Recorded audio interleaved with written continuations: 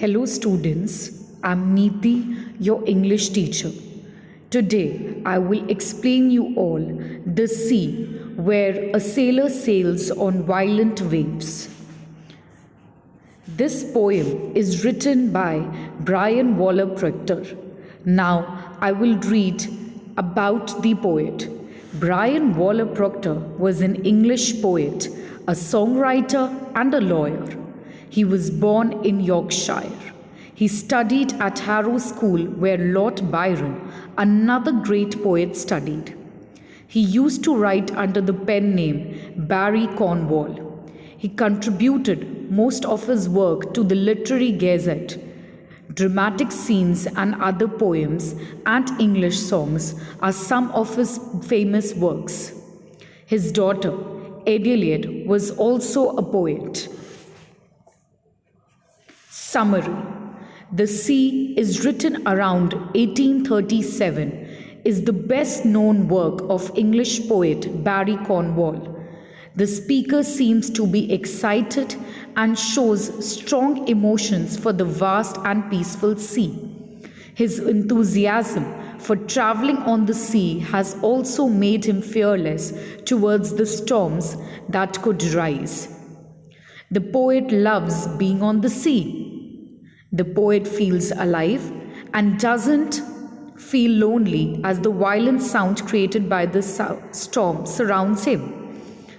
The poet dislikes the disciplined life which he compares with the tamed shore. He likes the liveliness of the sea. The poet personifies the sea as a mother figure.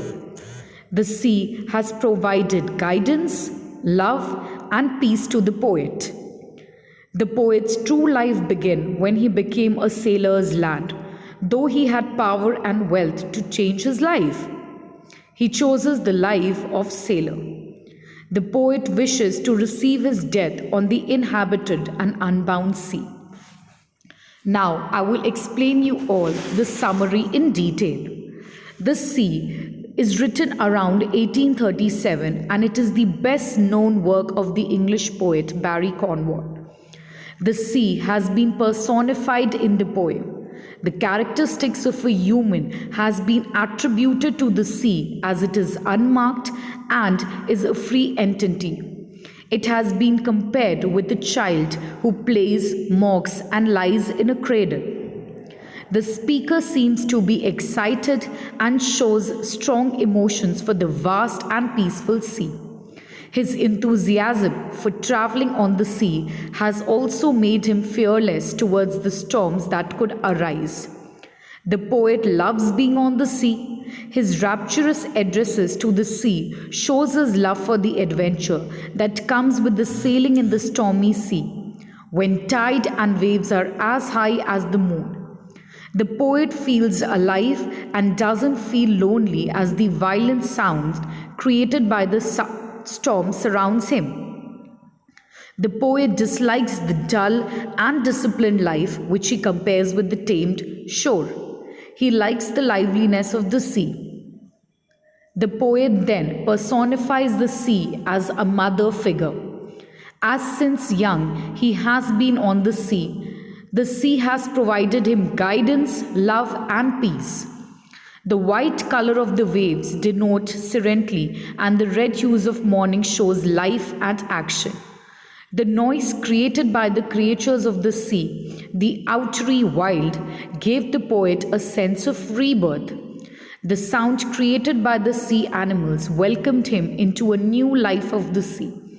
The poet's true life began when he became a sailor 50 summers ago, and though he had the wealth and power to change his life, he chose the life of a sailor.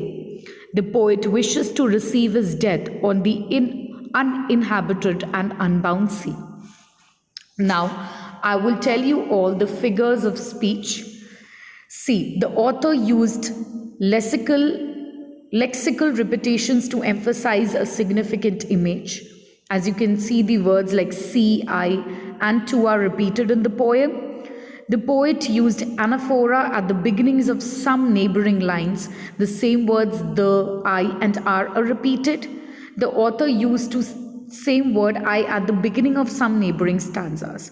So the figure of the speech is anaphora and lexical repetitions. Thank you.